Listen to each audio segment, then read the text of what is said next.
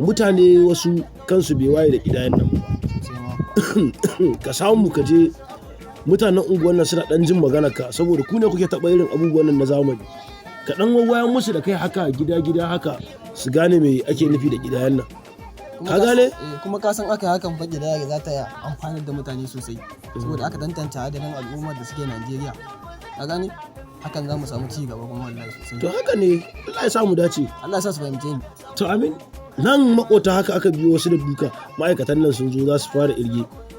Ke Hafsa ba ke kika zo ce ga mu abin da ya faru ba? To Allah ya taimaka ji. Allah ya sa su ba mu amin kaji. Sannu wannan jin duba. Sannu baba. Ki kula da ina zuwa ko kuma zo mu tafi.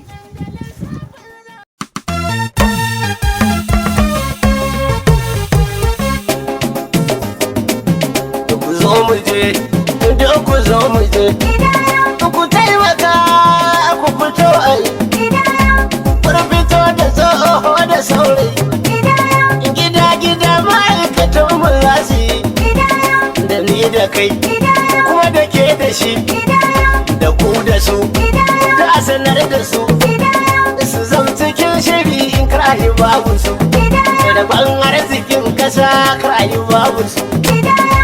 Lokaci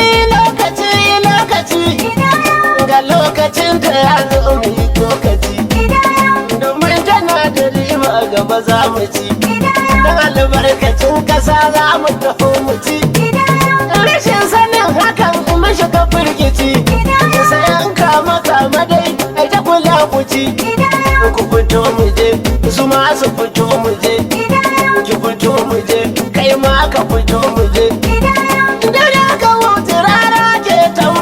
hukumar sanso tana jira da a fito a yi ƙidaya.